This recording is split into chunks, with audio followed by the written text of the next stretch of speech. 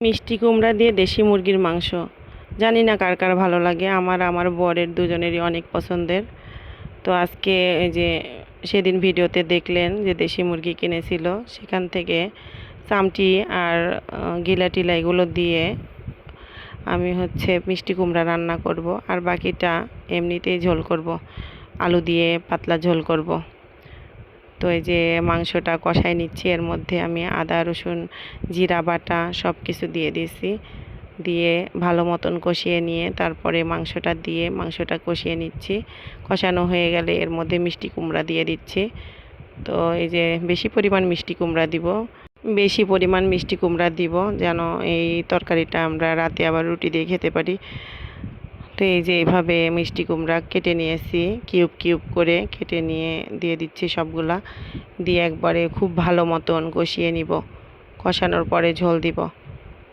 তো এইভাবে মিষ্টি কুমড়া খেতে ভালো লাগে, যারা খাননি তারা খাবেন, খেয়ে দেখবেন যে কেমন লাগে। মিষ্টি কুমড়াটা যদি মিষ্টি না হয় তবে একটু চিনি ছিটিয়ে দিবেন। আমার এই মিষ্টি কুমড়াটা তেমন মিষ্টি ছিল না, মিষ্টি না হলে মিষ্টি কুমড়া আবার খাওয়া যায় না, সেজন্যে আমি একটু চিনি দিয়ে দিয়েছি।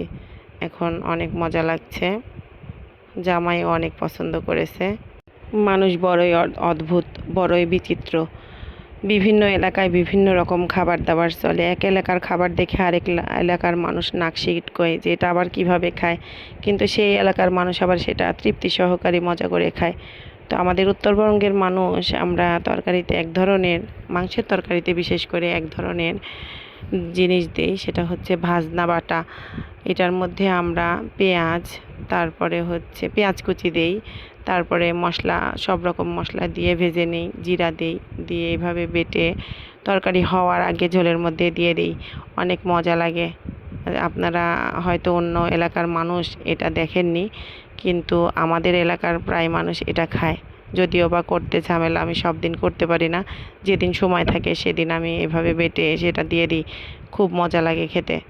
তা বিশেষ করে গরুর মাংসে বা দেশি মুরগির মাংসে দিলে বেশি ভালো লাগে। আপনারা এভাবে দিয়ে দেখতে পারেন।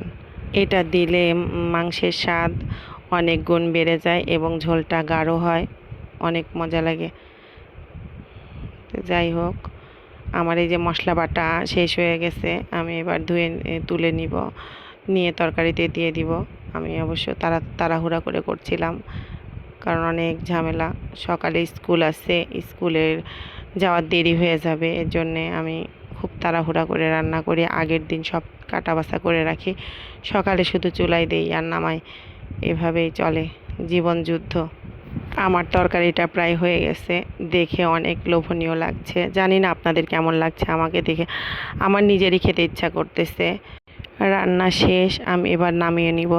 এই যে আমার তরকারির ফাইনাল লুক। সবাই ভালো থাকবেন, আল্লাহ হাফেজ।